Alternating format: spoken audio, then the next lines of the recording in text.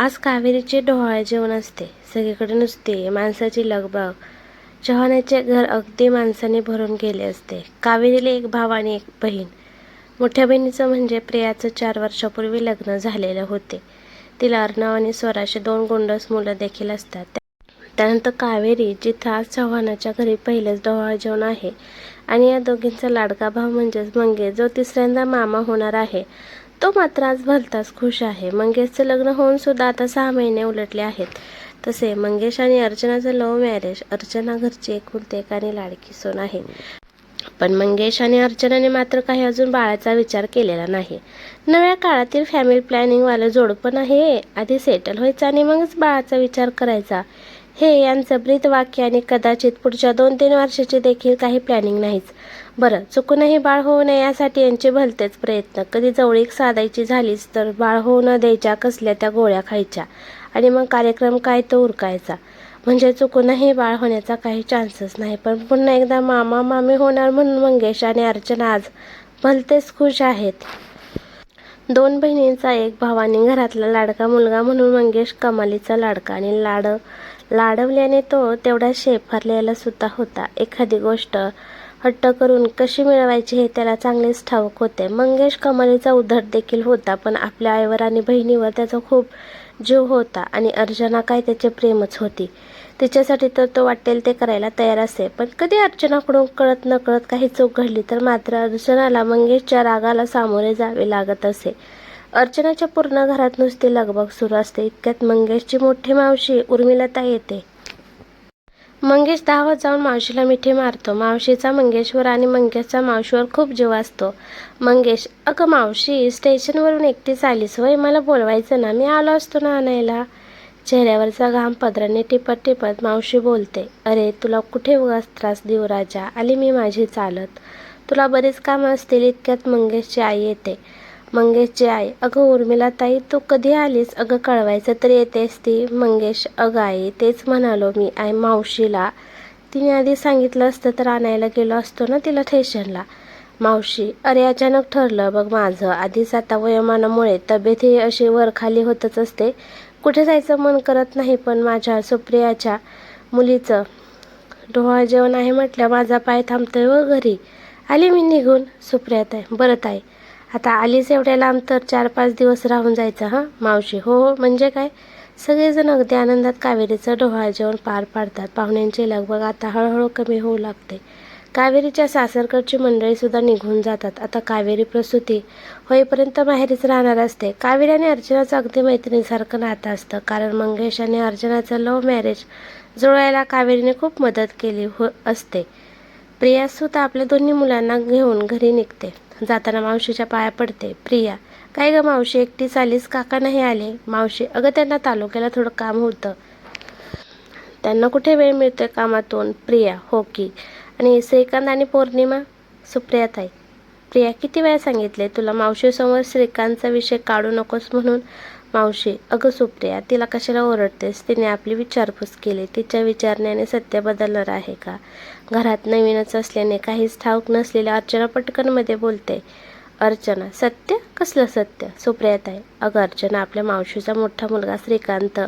अगं मोठ्या आवडीने रुमलाताईंनी श्रीकांतला शिकायला कॅनडाला पाठवलं, पण तो जो तिकडे गेला इथे काही परत आलाच नाही. त्याने लगेच तिथेच लग्न केलं. आता त्याला म्हणे एक मुलगाही आहे, पण ताईंनी स्वतःच्या नातवाचं तोंड देखील अजून पाहिलं नाही. अर्चना: अरे बापरे, सॉरी मावशी, मला माहीत नव्हतं. मावशी: अगं तू कसली सॉरी बोलतेस? एकेकाच्या नशिबाचे भोग अजून काय. बरं, आता प्रिया आणि कावेरीने तर गोड बातम्या दिल्या. काय मग अर्चना, तू कधी देतेस गोड बातमी? अर्चना: ईश्य मावशी, काहीतरीच. अर्चनाला अजून आत निघून जाते. दुसऱ्या दिवशी ठरल्याप्रमाणे अर्चना ऑफिसला निघते. मंगेश तिच्या आधीच ऑफिसला निघून गेला असतो. ऑफिसमध्येच पोटात दुखू लागल्याने अर्चना हाफ डे घेऊन आज घरी येते. आई आणि मावशी एका रूममध्ये गप्पा मारत बसलेल्या असतात. अर्चनाला रोजच्यापेक्षा आज लवकर घरी आलेलं पाहून आई आतूनच अर्चनाला हाक देतात.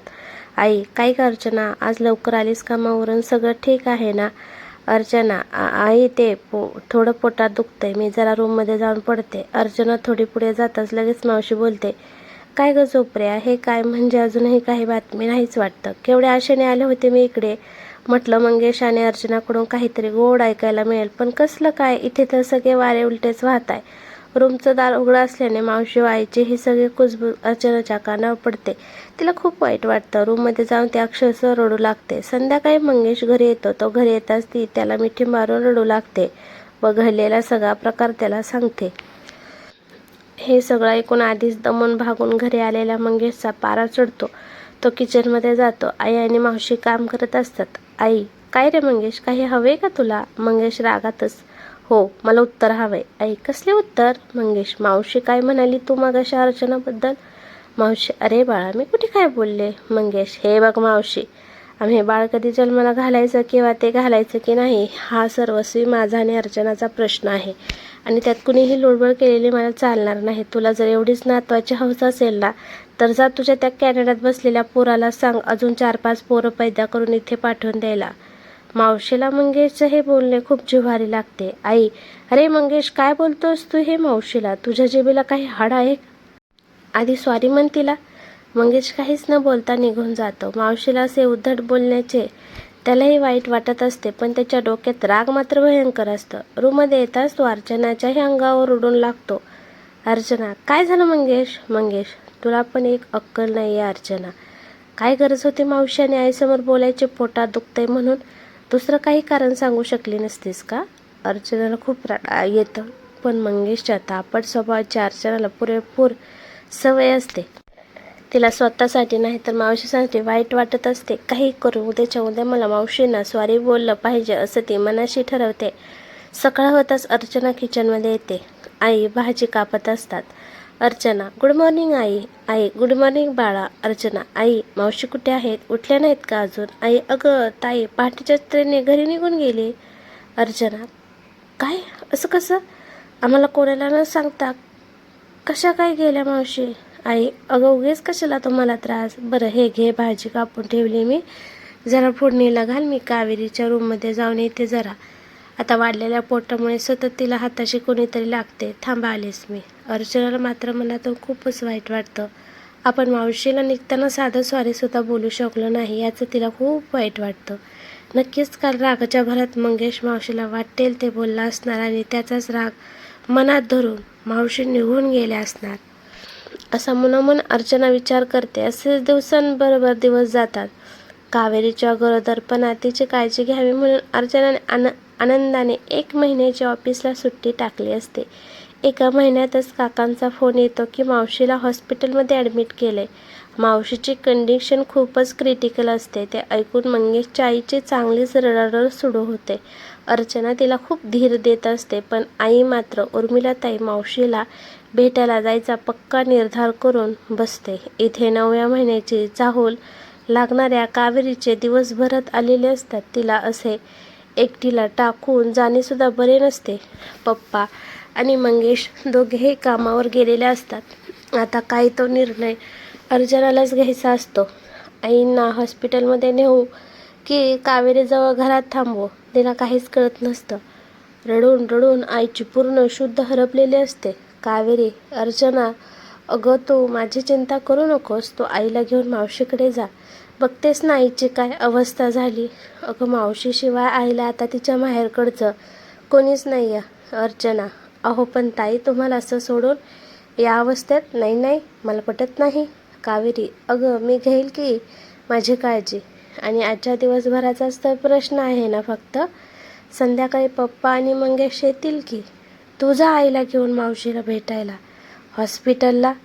अर्चना कावेरीचं ऐकून आईला घेऊन हॉस्पिटलसाठी निघून जाते. हॉस्पिटलला गेल्यावर आईला काही आत सोडत नसतात. इथे उर्मिलाताई मावशीच्या काळजीने आईचा जीव अर्धा झालेला असतो. कोणाला तरी एका व्यक्तीलाच मावशीला भेटायची परमिशन डॉक्टर देतात. आई आत मावशीला भेटायला जाते. अर्चना बिचारी बाहेर एकटीच फेऱ्या मारत बसते. खूप वेळ झाला तरी काही आई बाहेर येत नाही म्हणून अर्चना आईला बोलवायला आत जाणार. तोच अर्ध्या उघड्या असलेल्या दारातून आई आणि मावशीचं बोलणं अर्चनाच्या कानावर पडतं. आई, अगं ताई, काळजी करू नकोस तू, लवकरच पाहशील बघ मंगेशच्या बाळाचं तोंड. बेडवर झोपलेली मावशी, अगं सुप्रिया, काय सांगू तुला, त्या दिवशी मंगेश माझ्या ओरडला आणि मी तुझ्याकडून निघून आले. तेव्हापासून कशाखाली एक अन्नाचा दाणा नाही गेला बघ माझ्या. जेवण खायचं सोडून दिलं मी आणि म्हणून माझी ही अवस्था झाली बघ. आता मला नाही वाटत बघ मी जास्त दिवस काढेन. आई, अगं ताई, असं काय बोलतेस? मी सांगेन की मंगेशला तुझ्याशी बोलायला. तू असे खचून जाऊ नकोस. मावशी रडतच. सुप्रिया, अगं श्रीकांतच्या पोराचं तोंड तर नाही पाहायला मिळणार मला या जन्मात. निदान मंगेशच्या पोराचं तोंड तरी पाहू देत. अर्चना मनात, हे काय बोलतायत मावशी? त्यांना आमचं मूल पाहण्याची एवढी काय इच्छा आहे आणि मंगेशने अबोला धरला म्हणून त्यांनी एवढं खाणं पिणं सोडलं? नाही नाही, नक्कीच यामागे काहीतरी कारण आहे. अर्चना. आई आणि मावशीचं बोलणं ऐकतच असते इतक्यात अर्चनाचा फोन वाजतो. मंगेशच्या मोठ्या बहिणीचा म्हणजेच प्रियाचा फोन असतो. अर्चना. हॅलो प्रियाताई, बोला. प्रिया रडतच. अगं अर्चना, कुठे आहेस तू आणि आई? प्रियाचा असा घाबरलेला आणि रडका आवाज ऐकून अर्चना अगदी बावरून जाते. अर्चना. हॅलो ताई, काय झाले? तुम्ही अशा रडताय का? प्रिया रडतच. अर्चना अगं आपली कावेरी घरात पाय घसरून पडली गं. तिला घरी आधार द्यायला सुद्धा कोणी नव्हतं. थोड्या वेळापूर्वी मंगेश कामावरून घरी आला तेव्हा कोणीच दार उघडत नाही आतून, म्हणून त्याने त्याच्याजवळ असलेल्या किल्लीने दरवाजा उघडला आणि पाहतो तर कावेरी बेशुद्ध अवस्थेत पडलेली. घरी कोणीच नव्हतं. त्याने तिला लगेच हॉस्पिटलमध्ये नेलं आणि मलाही फोन करून बोलवून घेतलं, पण डॉक्टर बाळाला वाचवू शकले नाहीत. हे ऐकून अर्चनाच्या पायाखालची जमीन सरकते. तिच्या ओठांची हालचाल तर होत असते पण तोंडातून एकही शब्द फुटत नसतो. प्रिया. अर्चना. हॅलो अगं ऐकतेस ना? अर्चना रडतच. हां ताई. कावेरी ताई कशा आहेत? त्या तरी बऱ्या ठीक आहेत ना? प्रिया. हो, कावेरी बरी आहे असं बोलले आहे डॉक्टर, पण अजून तिला शुद्ध आली नाही आहे. आपलं बाळ या जगात याच्या आधीच गेलं याची तिला अजून कल्पनाही नाही आहे. अर्चना. सगळं माझ्यामुळे झालंय. मी ताईंना असं एकटं सोडून इथे यायला नाही पाहिजे होतं. प्रिया. नाही अर्चना, तू स्वतःला दोष देऊ नको. आणि हो, आईला यातलं काही सांगू नकोस इतक्यात. तुम्ही घरी या, मग आपण बोलूच. अर्चना. हो ताई. अर्चना आपल्या अश्रावत आणि मावशीचा निरोप घेऊन आईंना घरी घेऊन येते. जाण्यासाठी म्हणून हाक देते. अर्चना. आई चला, खूप उशीर झालाय ना, आपल्याला घरी निघावं लागेल. आई. अर्चना ताईला सोडून जायचं मन नाही करत आहे गं. मावशी. अगं सुप्रिया, जा बाई जा घरी. तुझी पोरं घरी एकटी असेल. आई. ते काही नाही ताई, तूही चल आताच्या आता माझ्यासोबत घरी. तसाही तुला आज डिस्चार्ज मिळणारच आहे आणि भाऊजी एकटे किती करणार तुझं? मावशी. अगं पण आई. काही नाही ताई, मी काही ऐकणार नाही तुझं. तू माझ्यासोबत येतेस आता. अर्चना. जा बाळा, डिस्चार्ज पेपर्स वगैरे काय ते बघ. आपण ताईला घरी नेतोय आपल्या. अर्चनाकडे आईचं ऐकण्याशिवाय काहीच पर्याय नसतो. सगळं माहीत असूनही तिला त्या प्रसंगी काहीच सांगता येत नसतं. ते निमूटपणे डिस्चार्ज फॉर्मॅलिटीज पूर्ण करते आणि आई आणि मावशीला घरी घेऊन येते. घरी आलेल्या आई कावेरीला हाक मारू लागतात. आई. कावेरी. ए कावेरी. अगं आले ग मी. बाप रे बाप, किती तो ट्रॅफिक मुंबईचा, थकायला होतं अगदी. अगं कावेरी, येतेस ना बाहेर? इतक्यात मागोमाग हॉस्पिटलमधून मंगेश घरी येतो. मंगेश रागातच. आता कशाला हाका मारतेस तिला? जेव्हा ती तुम्हाला जीवाच्या आकांताने आपलं बाळ वाचवा म्हणून हाका मारत असेल तेव्हा तुम्ही तर मस्त फिरायला गेला होतात. अर्चना. मंगेश. अरे असं नाही. मंगेश रागातच. तू तर एक शब्दही बोलू नकोस अर्चना. ताईची काळजी घ्यायला 1 महिने रजा टाकली होतीस ना तू. ही अशी काळजी घेतलीस तू तिची? तुझं तोंड पण बघायची इच्छा नाही आहे माझी. आई. अरे काय बोलतोस तू हे सगळं? आणि कावेरी कुठे? ती बाहेर का येत नाही आहे? मंगेश. आई कावेरी ताई हॉस्पिटलमध्ये आहे. घरी एकटी असताना पडली ती. बाळ गेलं तिचं. आईला हे ऐकून धक्काच बसतो. त्या पटकन खाली बसतात आणि रडू लागतात. अर्चना जाऊन त्यांना आधार देते, पाणी पाजते, पण मंगेशच्या शब्दाचा भडीमार काही थांबत नसतो. मावशीसुद्धा अगदी बावरून जाते. मंगेश. आता रडून काय उपयोग आहे आई? तू भेटायला गेली नसते 1 दिवस तर मावशी काय लगेच मरणार नव्हती. आई रडतच. मंगेश काय बोलतोस तू? हे तुझ्या जिभेला काही हाड आहे का? मंगेश. बरोबर तेच बोलतोय मी. या बाईमुळे आज आपल्या कावेरीताईचं बाळ या जगात येण्याआधीच गेलं. मावशीने जीव घेतला त्याचा. आई. बस झाले मंगेश, खूप बोललास. कोणाशी बोलतोस याचं भान आहे का तुला? मंगेश. हो, मी एका गुन्हेगाराशी बोलतोय ज्याने एका निष्पाप जीवाला या जगात येण्याआधीच मारून टाकले. मंगेशचे शब्द ऐकून मावशीचं हृदय अगदी पिळवटून निघतं. मंगेश. अगं आई, एक आई आहेस ना तू, तरीसुद्धा असं काय तू तुझ्या मुलीला अशा अवस्थेत एकटीला सोडून जाऊ शकतेस? मावशी आजारी असल्याचा फोन काय आला? तू गेली ताईला टाकून? बघ, आज तीच मावशी तुझ्यासमोर अगदी धडधाकट उभी आहे, पण तुझ्या मुलीचं होणारं बाळ मात्र या जगात नाही. काय तोंड दाखवणार आहोत आपण कावेरीताईच्या सासरकडच्यांना? आणि तू ग मावशी, इतकं सगळं होऊन पण तोंड वर करून इथे यायला तुला लाज नाही वाटली? जग स्वतःच्या मुलांना जन्म देऊन पण दुसऱ्या वाट्याचं पोराचं सुख नाही आलं म्हणून दुसऱ्यांच्या वाट्याचं सुख हिरावून काय घेतेस? अर्चना, शटाप मंगेश, काय बोलतोस तू हे? मावशीचे मुलं मावशीजवळ राहत नाहीत यात यांचा काय दोष आहे? आणि ताईच्या बाळाला मारायचा प्रयत्न मावशी का करतील? एका आईच्या आईपणावर का संशय घेतोस तू? तोंडाला येईल ते बोलतोस तू? मंगेश, अर्चना, तू तर गप्पच बस. मला शिकवू नकोस. स्वतः अजून आई झाली नाहीस आणि आईपणाच्या गोष्टी करू नकोस. अर्चना, मंगेश, आईपण यायला आई व्हावंच लागतं असं कुठे नियम आहे? तुला माहीत आहे मावशीची ही अवस्था आज का झाली? त्याला कारण तू आहेस. मावशी, काही सांगू नकोस त्याला प्लीज. अर्चना, नाही मावशी, थांबा. हा आईपणाच्या गोष्टी करतोय ना? मंगेश, तू त्या दिवशी मावशींना वाटेल तसे बोललास आणि मावशी निघून गेल्या. त्यानंतर तू एकदा तरी त्यांना साधा फोन करून विचारलं का की मावशी कशा आहात? नाही. अरे, तुला दुखावलं म्हणून त्यांनी अन्नपाणी सोडलं आणि आज म्हणून त्यांची अशी अवस्था झाली आहे. मंगेश, मी सांगितलं नव्हतं तिला अन्नपाणी सोडायला, आणि ती माझी आई नाही आहे की मी तिचा इतका विचार करू. अर्चना, तू ती म्हण ऐकलीस का मंगेश? मायेमोरो मावशी जगो. अरे, मावशी ही दुसरी आईच असते. तिची मुलं तिच्याजवळ नाहीत, मग तिने तुला जीव लावला तर काय चुकलं तिचं? मंगेश, आज तिच्यामुळे माझ्या ताईचं बाळ गेलं आणि मी तिला कधीच माफ नाही करणार. हे बघ मावशी, आईची बहीण आहेस तर मावशी बनूनच राहा. उगाच माझी आई बनण्याचा प्रयत्न करू नकोस. आणि मंगेश तेथून रागात निघून जातो. आज पुन्हा एकदा मंगेशमुळे मावशीचे टोळे भरून येतात. मंगेशच्या अशा उद्धट वागण्याचा अर्चनाला कमालीचा राग आलेला असतो. आई समान असलेल्या मावशीशी बोलायची मंगेशची ही कोणती पद्धत आहे याचं राहून राहून अर्चनाला कोडं पडत असतं. मावशी आल्या पावली परत निघून जातात, पण मंगेशप्रती आणि मंगेशच्या होणाऱ्या बाळाप्रती असलेली मावशीची ओढ अर्चनेला काही स्वस्त बसू देत नसते. यामागे नक्की काय कारण असेल याचा पाठपुरावा आता अर्चनाला करायचा असतो. 2 दिवसात कावेरीला हॉस्पिटलमधून डिस्चार्ज मिळतो. बाळाच्या किंकाळीने गजबजायला हवं असलेलं घर क्षणात भयान शांततेच्या डोहात सामावून गेलेलं असतं. घरात पाऊल टाकताच कावेरी ढसढसा रडू लागते. आपल्या पहिल्या बाळासाठी बघितलेली स्वप्न तिच्या डोळ्यासमोर अगदी पाण्यासारखी तरळू लागतात. पण कसेबसे ती स्वतःला सावरते. अर्चना धीर देत कावेरीला तिच्या रूममध्ये घेऊन जाते. तिला बेडवर बसवत अर्चना बोलते, कावेरी ताई, मला माफ करा. आज तुमच्या अवस्थेला मी कारणीभूत आहे. मी त्या दिवशी तुम्हाला एकटीला त्या अवस्थेत सोडून जायलाच नाही पाहिजे होतं. अर्चनाचा हात प्रेमाने हातात घेत कावेरी बोलते, अगं अर्चना, मीच तर तुला आईसोबत जायचा आग्रह केला होता ना. चूक तुझीही नाही, चूक मावशीचीही नाही. अगं, ते विधिलिखित होतं जे आधीच माझ्या नशिबात लिहून ठेवलं होतं. त्याला कोण काय करू शकतं?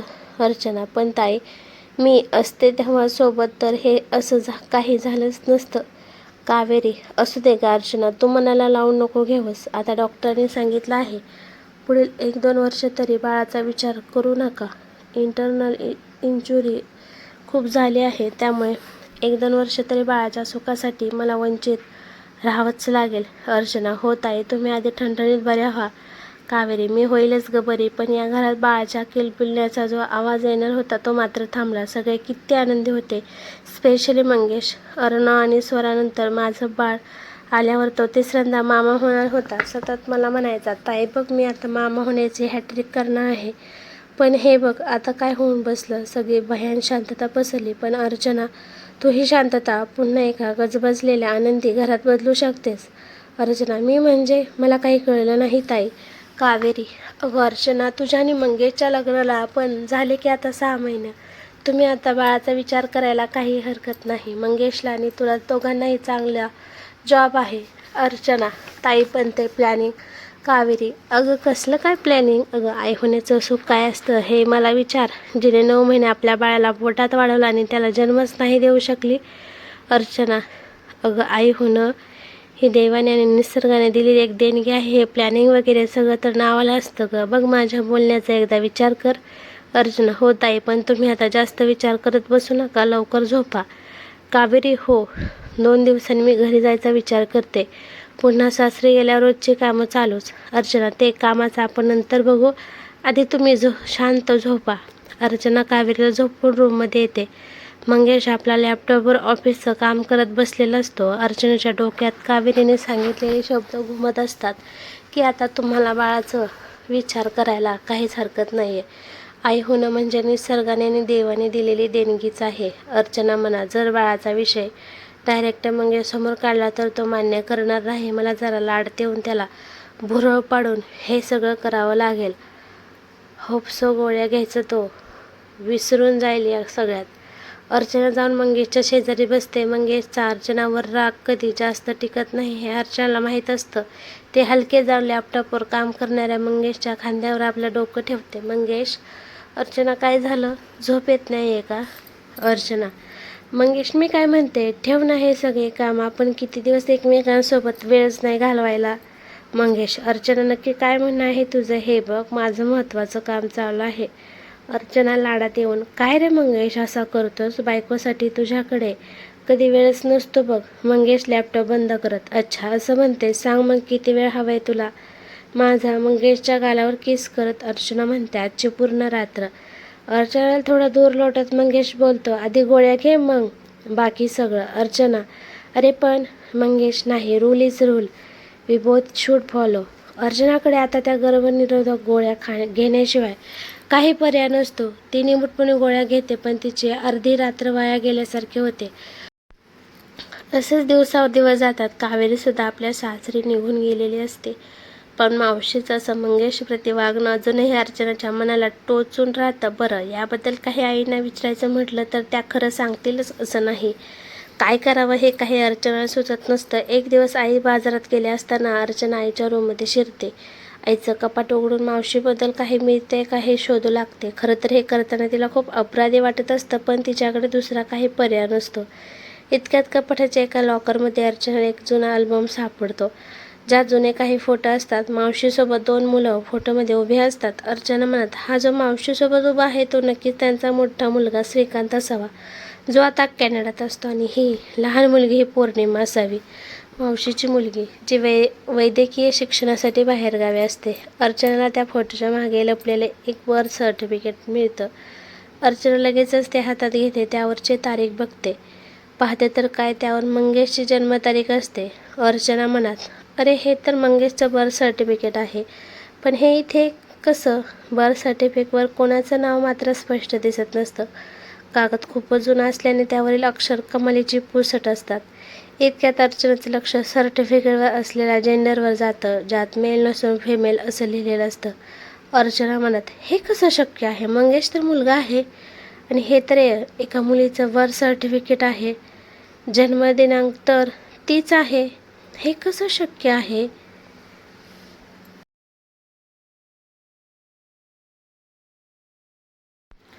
अर्चना ते बर्थ सर्टिफिकेट बघत असते. तोच मागून आई येतात. आई रागातच, अर्चना काय करतेस तू इकडे? आणि हे काय, तुम्हाला न विचारता माझ्या कपाटातल्या वस्तूंना हात कसा काय लावलास? अर्चना घाबरत, आई ते मी, हे बर्थ सर्टिफिकेट कोणाचं आहे? आई अर्चनाच्या हातातून ते सर्टिफिकेट हिसकावून घेतात. आई रागातच, ते माझ्या मंगेशचं आहे, तुला काय करायचं आहे? अर्चना, पण आई मंगेशचं ओरिजिनल बर्थ सर्टिफिकेट तर मंगेशच्या रूममध्ये एका फाईलमध्ये आहे. मग हे कोणतं आहे? आणि हे मंगेशचं नाही, एका मुलीचं सर्टिफिकेट आहे, पण ताईचं कसं असेल? यावर तर जन्मदिनांक मंगेशचेच आहे. आई तुला काय करायचं आहे? नुसत्या चौकशा दे तो अल्बम माझ्याकडे. आई अर्चनाच्या हातातून तो अल्बम हिसकावून घेतात. आईचं असं विचित्र रूप बघून अर्चना एक क्षण स्वतःच्या डोळ्यावर विश्वासच होत नाही. ते आपले निमूटपणे मान खाली घालून तेथून निघून जाते. पण तिच्या मनातले प्रश्न आता अजून वाढीस लागलेले असतात. त्या जुन्या अल्बमवरून आणि बर्थ सर्टिफिकेटवरून आई एवढ्या हायपर का झाल्या असावेत तिला काहीच कळत नसते. दुसऱ्या दिवशी आई मंदिरात जायला निघतात. कालच्यासारखे चोरून अर्चना पुन्हा आपल्या रूममध्ये शिरू नये म्हणून त्या स्वतःची रूम लॉक करतात. आई नक्कीच मावशीकडे जात असाव्यात असा संशय अर्चनाला येतो. आईच्या रिक्षाचा पाठलाग करत अर्चना आपली स्कूटर चालवत नेते. आई मावशीकडे जातात. मावशीचे घर चाळीतले एका लहान वस्तीत असते. आई आत शिरताच अर्चना दाराबाहेर लपून सगळं ऐकू लागते. मावशी, अगं सुप्रिया, तू कशी काय आलीस? आणि हे काय, तू इथे आल्याचं मंगेशला ठाऊक आहे की नाही? त्याने बरं येऊन दिलं तुला इथे? ताई, मंगेश गेला ग कामावर. अर्चना होती घरी, पण तिचा डोळा चुकून मी आले. हे घे, पोहे करून आणले तुझ्यासाठी. मावशी, अगं सुप्रिया, कशाला हे सगळे करत बसते माझ्यासाठी? आई मावशीचा हात धरत, ताई अगं तू जे माझ्यासाठी केलंस ना त्याच्यासमोर हे काहीच नाही बघ. मावशी अगं मी तेव्हा जे काही केलं ते तुझ्या बाळाचा जीव वाचवायला केलं, मग त्यात कसले आले तो उपकार? इथे बाहेर लपून सगळे ऐकत असल्या अर्चनाला काहीच कळत नाही की आई आणि मावशी हे कसल्या उपकाराची भाषा बोलत आहेत. आई अगं ताई, काल अर्चनाने कहरच केला बघ. मी बाजारात गेलेले तर हिने येऊन सगळं कपाट उचकलं माझं, आणि त्यात तिला आपले काही जुने फोटो आणि पौर्णिमाचं बर्थ सर्टिफिकेट पण मिळालं बघ. मावशी अरे बापरे, मग तिला कळलं की काय सगळे? नाही नाही, मी बरी कळून देईल तिला. मी तिला खोटंच सांगितलं की हे म्हणे माझ्या मंगेशचं बर्थ सर्टिफिकेट आहे. मावशी या आजकालच्या मुलींना गरजेपेक्षा जरा जास्तच हुशार असतात बघ. सावध राहा बाई. तो अर्चना अर्चना मनात, म्हणजे ते बर्थ सर्टिफिकेट मावशीच्या मुलीचं म्हणजेच पौर्णिमाचं होतं तर. पण मग ते आईच्या कपाटात कसं आणि आईने ते कसं अडगळीत का टाकले असावे? मावशीबाई, हे जर असं चालू राहिलं ना तर माझ्या मंगेशच्या बाळाचं तोंड काय मला उभ्या आयुष्यात बघायला मिळणार नाही. अगं तू काळजी करू नकोस ताई, मी समजावेन अर्चनाला. ती तशी समंजस आहे पोर. चल ताई, मी आता निघते. उगाच मंगेश घरी आला आणि त्याला कळले की मी इथे आली तर उगाच चिडचिड करत बसेल. मावशी हो बाई, जा बाई तू. अर्चना लगेच तेथून पळ काढून आईच्या आधी घरी पोहोचते. तिच्या मनात सतत एक कोडं असतं की आई नक्की पौर्णिमेबद्दल काय लपवत आहे आणि आमच्या बाळाचं तोंड बघायची मावशींना का एवढी घाई झाली आहे. संध्याकाळी आईंना जेवल्यानंतरच्या गोळ्या देण्याच्या निमित्ताने अर्चना आईच्या खोलीत जाते. गोळ्या देऊन झाल्या अर्चना, आई मला तुम्हाला काहीतरी सांगायचं आहे. आई बोल की बाळा. अर्चना आई तुम्ही आजी होणार आहात. आई आनंदाने, काय अगं काय बोलतेस तू? या किती गोड बातमी दिलीस अर्चना. आई पण यातलं काही मंगेशला सांगू नका, त्याला अजून काहीच माहिती नाही. आई हो हो, त्याला तूच सांग, मी आधी ताईला फोन लावून सांगते. आई मावशीला फोन लावायला फोन हातात घेणार तोच अर्चना आईचा हात पकडते. अर्चना आई पण मला हे बाळ नको आहे. आमच्याकडून हे चुकून राहिले. आम्हाला इतक्या तरी मूल नको होतं आणि त्यात हे सगळं मंगेशला कळले तर तो अख्खं घर डोक्यावर घेईल. म्हणून मी उद्या जाऊन अबॉर्शन करणार आहे. आई काय बोलतेस तू? तुझ्या जेवेला काही हाड आमच्यासाठी नाही, निदान उर्मिलाताई मावशीसाठी ही या बाळाला जन्म दे. अर्चना काय हे बाळ उर्मिलाताई मावशीसाठी इतकं महत्त्वाचे आहे का? त्यांना सतत आमच्या बाळाचं तोंड बघायची ओढ लागलेली असते. कोण आहे? कोणत्या? आई कारण ती या बाळाची खरी आजी आहे. आईचं हे वाक्य ऐकून अर्चनाच्या पायाखालची जमीन सरकते. अर्चना आई काय बोलताय तुम्ही? आहे आमच्या बाळाची खरी आजी उर्मिला मावशी आहे म्हणजे? आई होय, मंगेशची खरी आई आणि तुझी खरी सासू उर्मिलाताई आहे. आईचं हे बोलणं ऐकून अर्चनाला एकदम घाम फुटू लागतो. अर्चना अहो आई, हे काय बोलताय तुम्ही? हे कसं शक्य आहे? आई बाळा मी जे बोलते ते खरं आहे. त्या दिवशी कपाटात ज्या मुलीचं बर्थ सर्टिफिकेट पाहिलं ना ती माझी तिसरी मुलगी पौर्णिमा आहे. मंगेश माझा मुलगा नाही, तो उर्मिलाताई मावशीचा मुलगा आहे. अर्चना पण असं का? म्हणजे हे सगळं कसं काय झालं? आई अर्चना बाळा, मंगेशची आजी म्हणजेच माझ्या सासूबाई अगदी जगदंब होत्या. त्या काळात एखाद्या बाईला मुलगी झाली म्हणजे तिने जणू गुन्हाच केला की काय अशा नजरेने लोक तिच्याकडे पाहत. त्यात मंगेशचे पप्पा काय त्यांच्या आईच्या शब्दाबाहेर नव्हते. सासूबाई सांगतील ते पूर्व दिशा आणि अशातच मला पहिले आता दिवस गेले. माझ्या मनात धाकधूक सतत वाढत जात होती. यांना आणि सासूबाईंना काही करून पहिला मुलगाच हवा होता. मला मात्र काही सूचनाचे झालेले आणि नेमकी पहिली मला मुलगी झाली. सासूबाई आणि यांचं तोंडच पडले. मला आणि प्रियाला कोणी हॉस्पिटलला बघायला देखील आलं नाही. पण तेव्हा मात्र 6 महिन्याच्या श्रीकांतला कडेवर घेऊन उर्मिलाताई मला भेटायला आले. तिनेच मला धीर दिला आणि कसेबसे मी घरी गेले. सासूबाई काही मला घरी गेल्याला तयार नव्हत्या आणि सासूबाईच्या धाकामुळे हे सुद्धा काहीच बोलत नव्हते. पण मी हातापाय पडून विनवणी करून घरात स्थान मिळवले. पण माझ्या प्रियाचे मात्र कोणीच लाड करत नव्हते. अशातच पुन्हा घराला बारास हवा म्हणून सासूबाई माझ्या मागे लागल्या. नातवाचं तोंड बघितल्याशिवाय मी काय मरणार नाही असे त्या सतत म्हणायच्या. म्हणून मी सुद्धा दुसरा चान्स घ्यायला तयार झाले आणि दुसऱ्या वेळेस सुद्धा नको तेच घडले. मला दुसरी देखील मुलगी झाली. आता मात्र पुन्हा घरात जायला म्हणजे धाकधूक वाढू लागली. उर्मिलाताईंनी यांना आणि सासूबाईंना खूप विनवणी केली. तिसऱ्यांदा मात्र मी या घराला वारस दिला नाही तर माझा नवरा दुसरं लग्न करेन या एका अटीवर मला सासूबाईंनी घरी घेतलेलं. बिचारा ताईने माझ्यासाठी माझ्या सासरच्यांकडे शब्द टाकला होता. तिसऱ्यांदा मात्र माझ्या मनाला खूपच रुकरुक लागली. म्हणजे दोन्ही मुलींची तोंड देखील सासूबाई पाहायला तयार नसायच्या आणि अशातच आता मला तिसऱ्यांदा दिवस गेले. यावेळेला पण जर मुलगी झाली तर हे दुसरं लग्न करणार हे ठरलेलं होतं आणि योगायोगाने उर्मिला ताईसुद्धा प्रेग्नेंट राहिली. आमच्या आईने आमच्या बाळंतपणासाठी आम्हा दोघींनाही गावी म्हणजे माहेरी बोलवले. आम्ही दोघीही माहेरी गेलो. ताई मला पदोपदी धीर देत होती. ताई आणि माझ्या गरोदरपणात फक्त अर्ध्या एका महिन्याचा गॅप होता आणि अशातच मला 9वा महिना लागला आणि एक दिवस माझ्या कळा सुरू झाल्या. माझा भाऊ आणि आई मला हॉस्पिटलमध्ये घेऊन गेले. मागोमाग ताईसुद्धा आली. माझ्या हृदयाचे ठोके वाढू लागले होते. जसजसा तो क्षण जवळ येत होता आणि शेवटी नको ते झालं. मला तिसरीसुद्धा मुलगीच झाली.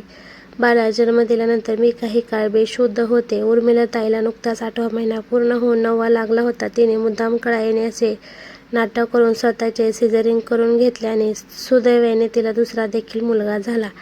तिकडच्या काही नर्सच्या मदतीने आम्ही बाळाची अदलाबदल केली. सासूबाई आणि हे शहरात नसल्यामुळे हे करणे आम्हाला सहज शक्य झाले.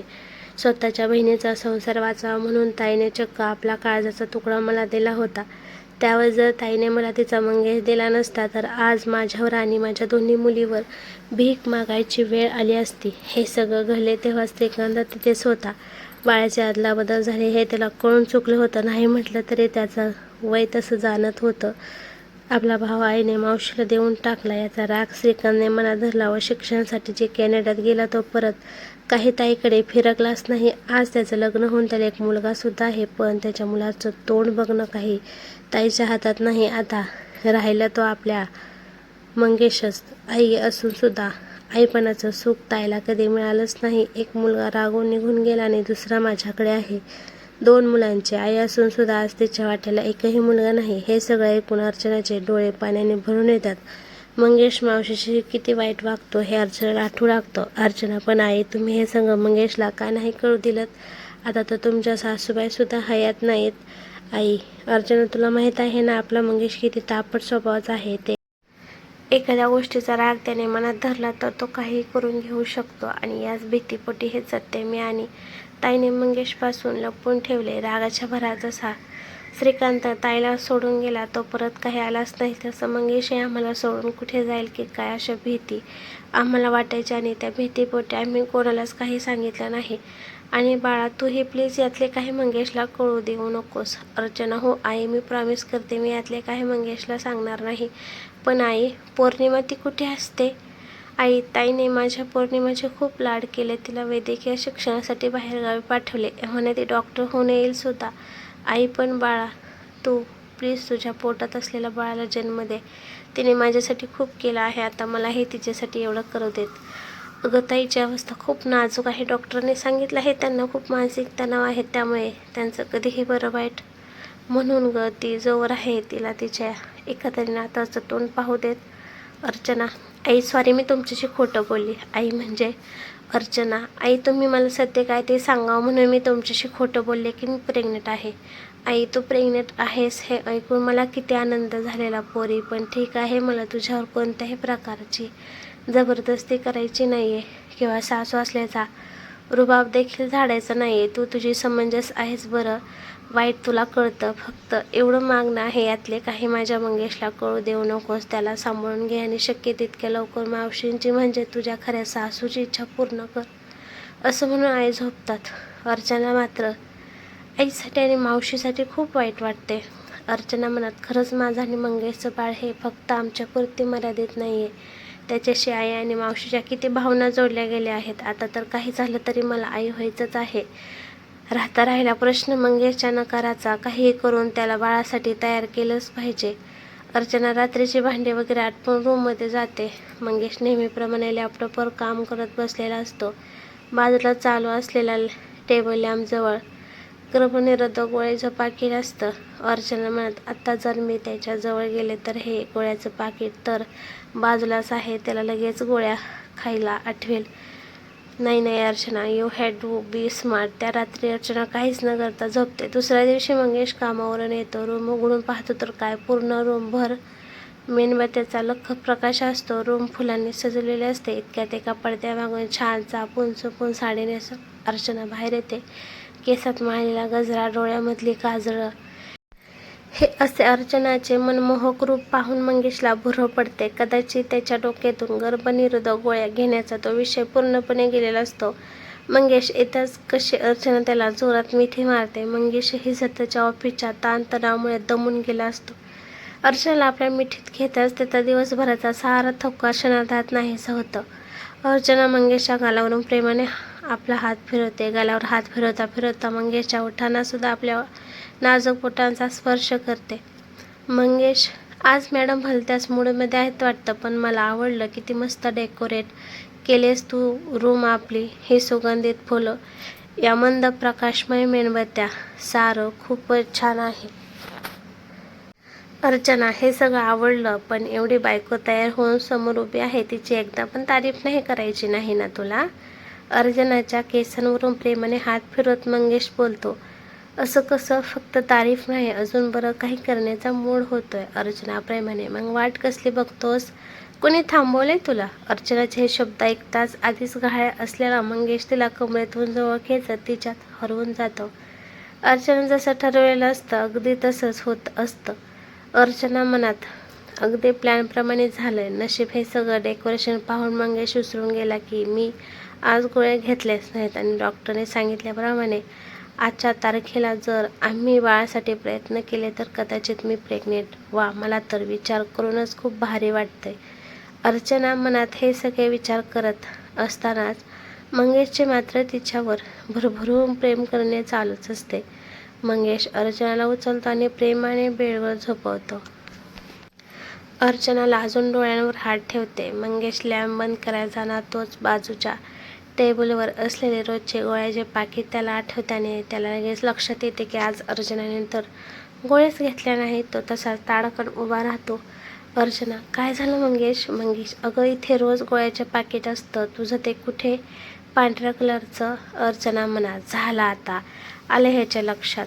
मंगेश, अगं अर्चना, काय विचारतोय मी? इथे पाकीट असतं ते कुठे गेलं? अर्चना, अरे जाऊ देत ना, असेल इथेच कुठेतरी पडलेलं. त्या एका पाकिटासाठी तू आपली आजची एवढी सुंदर रात्र काय वाया घालवतोस? मंगेश, अर्चना, तुला चांगलंच माहिती आहे या बाबतीत मी किती सिरियस आहे ते. जोपर्यंत तू गोळ्या घेणार नाहीस मी तुला स्पर्श देखील करणार नाही. अर्चना, इतकं काय त्यात मंगेश? एक दिवस नाही घेतल्या गोळ्या तर उद्या काय लगेच बाळ पोटातून बाहेर येणार आहे नाहीये? मंगेश, अर्चना, मी तुला आधीच सांगितलं आहे बाप होण्यासाठी मी अजून तयार नाही. मला अजून थोडा वेळ हवा आहे. अर्चना, पण मला आई व्हायचंय. मंगेश, मी तुला लग्नाच्या पहिल्याच रात्री सगळं क्लिअर केलेलं की जोपर्यंत मला मनापासून वाटत नाही तोपर्यंत मी बाळाचा विचार करणार नाही. मला अजून खूप पैसा कमवायचा आहे. हे बाळ वगैरे झाले की मी हवा तितका वेळ माझ्या कामाला देऊ शकणार नाही. मी फोकस करू शकणार नाही. हे बाळ वगैरे माझ्यासाठी केवळ माझ्या यशात येणारा अडथळा आहे. अर्चना, अरे काय बोलतोस तू हे? मंगेश, अर्चना, तू गोळ्या घेणार असशील तरच मी इथे झोपतो, नाही तर मी जातो हॉलमध्ये. अर्चनाला मंगेशच्या रागाचा चांगलाच अनुभव असतो. अर्चना, बरोबर, जशी तुझी इच्छा. हे बघ, गोळ्या लॉकरमध्ये ठेवल्यात, मी आत्ता घेते. अर्चना लॉकरमधून गोळ्याचं पाकिट काढते आणि त्यातली एक गोळी खाऊन त्यावर पाणी पिते. आता कुठं मंगेशच्या जीवात जीव येतो. मंगेश आणि अर्चना रात्रभर त्या सुगंधी फुलांच्या वर्षावात आणि मेणबत्त्याच्या त्या रम्य प्रकाशात एकमेकांशी एकरूप होतात. दुसऱ्या दिवशीपासून अर्चना पुन्हा कामावर रुजू होते, पण तेच ते डेलीचं रुटीन सुरू होतं. 3-4 आठवड्यांनी अर्चनाला थोडे अस्वस्थ वाटू लागते. मंगेश ऑफिसला निघून जातो. अर्चना मात्र तब्येत बरी नसल्याने आज ऑफिसला सुट्टी मारते. संध्याकाळी मंगेश यायच्या आत ती डॉक्टरकडे जाते. इथे संध्याकाळी दमून भागून मंगेश घरी येतो. पाहतो तर काय, अर्चना घरी नाही. इतक्या दाराची बेल वाजते. मंगेश दार उघडतो. पाहतो तर काय, मंगेशची मोठी बहीण प्रिया आणि तिचा छोटा मुलगा अर्णव दारात उभा. मंगेश, अगं प्रिया ताई, तू इथे? मंगेश पुढे काय बोलणार तोच प्रिया ताई. मंगेशच्या तोंडात अख्खाचा अख्खा पेढा कोंबते. प्रिया, कॉंग्रॅच्युलेशन मंगेश. इतक्यात काम करता करता आई बाहेर येतात. प्रिया धावत जाऊन आईला मिठी मारते. आई तिलाही पेढा भरवते. प्रिया, अभिनंदन आई. आई, अगं पण झालं तरी काय? हा कसला पेढा भरवतेस प्रिया? अगं आई, तू आजी होणार आहेस. आई, काय ग प्रिया, तू तर म्हणाली होतीस अर्ण आणि स्वरा तुला पुरेसा आहेत. मग आता हे काय? प्रिया, अगं छे ग आई, मी माझ्याबद्दल नाही बोलत आहे. अगं आज अर्णवला थोडं बरं नव्हतं म्हणून आपल्या ओळखीचे ते चाइल्ड स्पेशालिस्ट आहेत ना डॉक्टर कुलकर्णी, त्यांच्याकडे गेलेले आणि तेच मला म्हणाले की नुकतीच त्यांच्याकडे आपली अर्चना येऊन गेली आणि आपली अर्चना प्रेग्नेंट आहे. आई, प्रियाचे हे शब्द ऐकून मंगेशच्या तोंडातला अख्खाचा अख्खा पेढाच खाली पडतो. आई, काय अगं काय बोलतेस तू? देवा पावलास रे. थांब हो, आलीस, मी देवापुढे साखर ठेवून येते. मंगेश, अगं ताई काय बोलतेस तू? हे कसं शक्य आहे? प्रिया, हे बरं आहे सगळं करून सावरून, तू उलट मलाच विचारतोय हे कसं शक्य आहे? अरे वेड्या, तू बाबा होणार आहेस. बाबा आणि मी आत्या. छोटा अर्णव आपल्या बोबड्या आवाजात. आणि मी दादा होणार. मंगेशला प्रियाच्या बोलण्यावर जरासुद्धा विश्वास बसत नसतो. तो तातडीने अर्चनाला फोन लावू लागतो, पण अर्चनाचा फोन काही लागत नसतो. इतक्यात अर्चना घरी येते.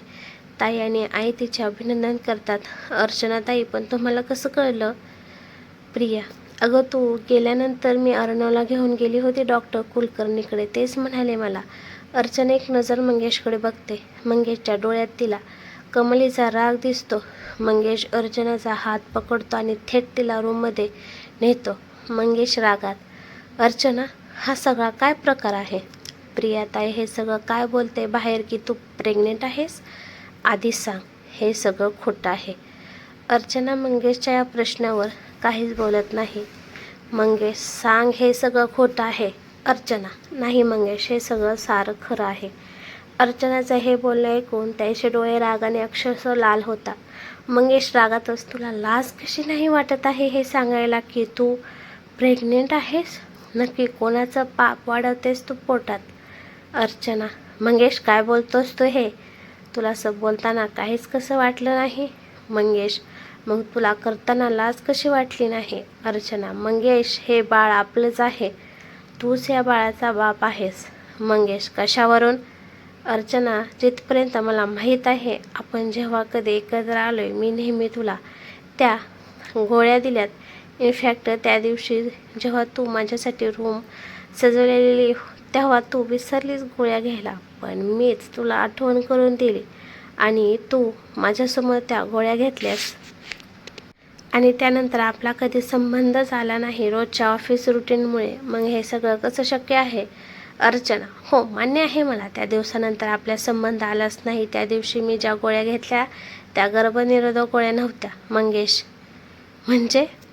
पण गोळ्या तू माझ्यासमोर घेतल्यास? अर्चना, हो, कारण तू मला गोळ्या घ्यायला लावणार याची मला खात्री होती, म्हणून मी त्याच गोळ्यासारख्या दिसणाऱ्या नॉर्मल कॅल्शियमच्या गोळ्या तिथे आणून ठेवल्या आणि तुझ्यासमोर त्याच घेतल्या.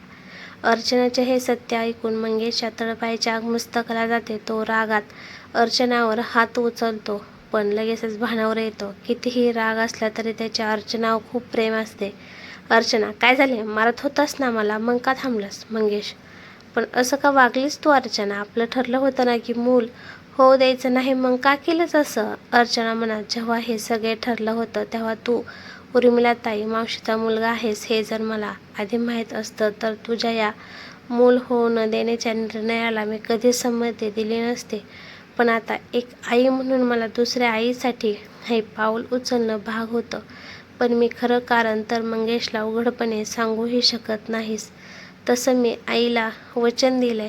मंगेश, काय झालं अर्चना? तू काहीच का बोलत नाही आहेस? का केलंस तू असं? का फसवलं मला? अर्चना, कारण मला आई व्हायचं होतं. तुला आपलं बाळ म्हणजे तुझ्या यशात येणारा अडथळा कसं वाटू शकतं? मंगेश, अरे लाईफमध्ये सेटल कोणाला व्हायचं नसतं, सगळ्यांनाच वाटतं. म्हणून कोणी आपल्या बाळाला स्वतःच्या यशाच्या मार्गातला काटा असं म्हणून संबोधत नाही. आणि हा सगळं पैसा, ऐश्वर्य, यश तू कोणासाठी कमवतोस? फॅमिलीसाठीच ना.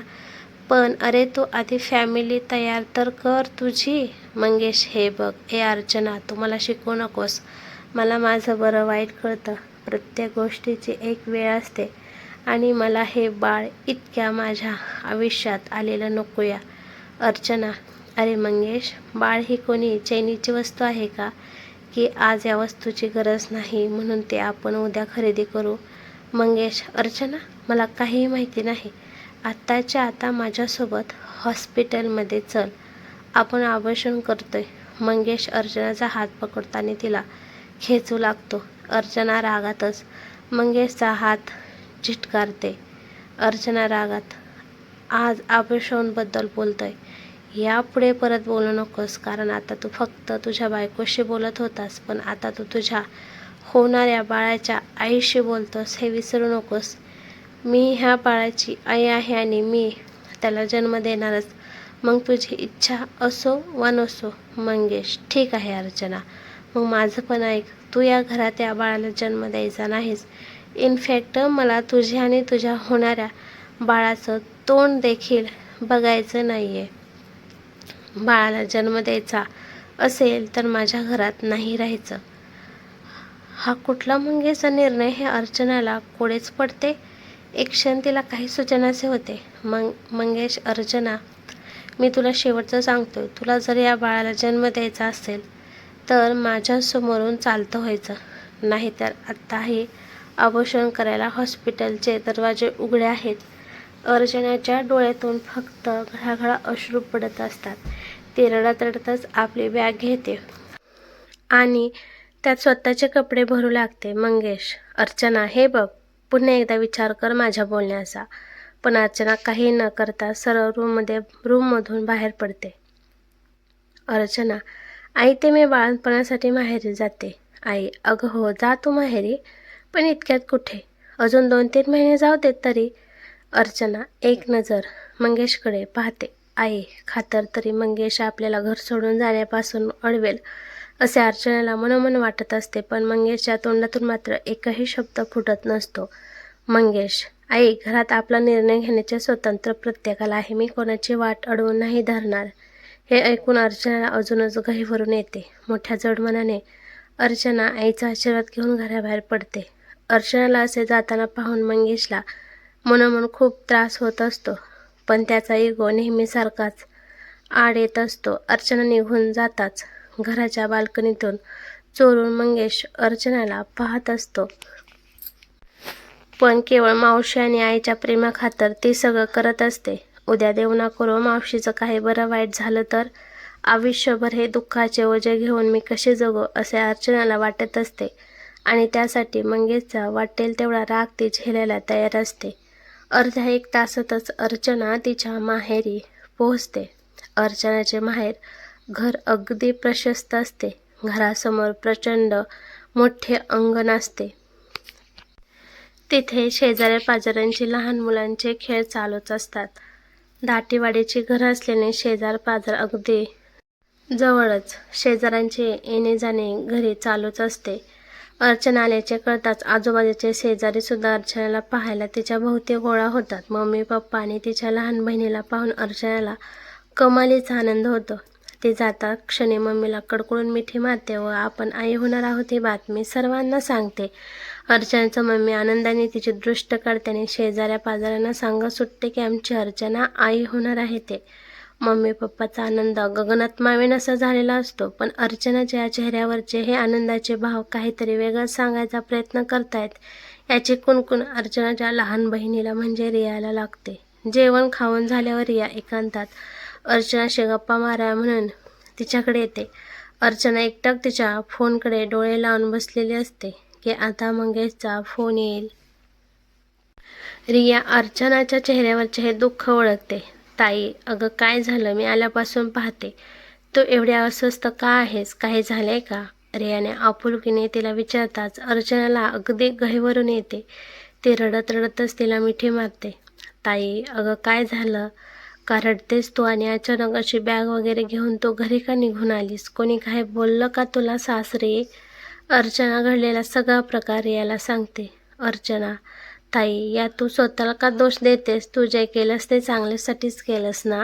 अर्चना रडतच, पण रिया, मी फसवलं ग माझ्या मंगेशला. ताई, मला तरी मंगेश जिजूंचे हे विचार पटत नाही. अगं तुझ्या नणंदचं बाळ जेव्हा गेलं तेव्हा किती ऐकवलं होतं तुला मंगेश जिजूंनी, तू सांगितलेलंच मला, म्हणजे बहिणीच्या मुलांवर एवढा जीव आणि स्वतःचं मूल मात्र यशात अडथळा. हे म्हणजे तर असं झालं शिवाजी जन्मावा पण शेजाऱ्यांच्या घरी. बहिणींच्या मुलांना जीव लावायचा आणि स्वतःच्या मुलाचा मात्र जीव घ्यायला निघायचं. बरोबर केलंस तू, इथे निघून आलीस ते, नाहीतर त्यांनी तुला नक्कीच आभूषण करायला लावलं असतं. ताई, तुला आता स्वतःसाठी नाही पण तुझ्या होणाऱ्या बाळासाठी तरी स्ट्रॉंग बनावंच लागेल. रियाच्या दिलेल्या धीराने अर्चनाला खूप हिंमत मिळते. जवळ 6 महिने उलटून जाऊन 7वा महिना लागलेला असतो. पण या 6 महिन्यात मंगेशचा ना एक मेसेज ना एक कॉल, काही म्हणजे काहीच नाही. इथे अधेमध्ये आई, मावशी, प्रिया आणि कावेरीताई येऊन अर्चनाला माहेरी भेटून जात असतात. अर्चना घर सोडून गेल्यानंतर कधी दारू, कधी सिगरेट न पिणारा मंगेश आता पूर्णपणे व्यसनाधीन झाला असतो.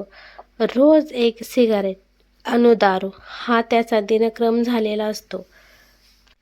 अर्चना मात्र मंगेशच्या या परिस्थितीपासून बेखबर असते. अशातच अर्चनाची आई अर्चनाच्या डोहाळ जेवणाचा घाट घालते आणि अर्चनाच्या सासरच्यांना देखील आमंत्रण देते. आज अर्चनाचे डोहाळ जेवण आहे. अर्चनाच्या आईने आणि बहिणीने अगदी छान नटवले आहे. चव्हाणाची गाडी आली की अर्चनाच्या घराच्या गेटसमोर अर्चनाच्या मम्मी पप्पांपेक्षा अर्चनाच्या शेजारच्याचा जास्त बोभाटा. चव्हाणाची गाडी गेटवर येताच बाजूचे हरिकाका अगदी बोंब ठोकत सुटतात. काका, अर्चना आहे, अर्चना बघ, तुझ्या सासरकडची मंडळी आली बघ. अर्चना हे ऐकून भलतीच खुश होते. आज इतक्या दिवसांनी तिला मंगेश दिसणार असतो. ती घराबाहेर येते. गेटमधून आई, कावेरीताई, प्रियाताई आणि तिची 2 मुलं आत येत असतात. पण यात मंगेश मात्र कुठेच नसतो. तिचे डोळे सतत त्या गेटकडे खेळलेले असतात. कावेरी, काय ग अर्चना, काय सारखं त्या गेटकडे पाहतेस? प्रिया, अगं अगं असं काय करतेस कावेरी? अर्चना तिच्या अहोची वाट पाहते. हो की नाही अर्चना? अर्चना, नाही मी ते. कावेरी, अगं लाजतेस कसली, काळजी करू नकोस. आलाय मंगेश, इथे जागा नव्हती ना म्हणून पलीकडे गाडी पार करायला गेला.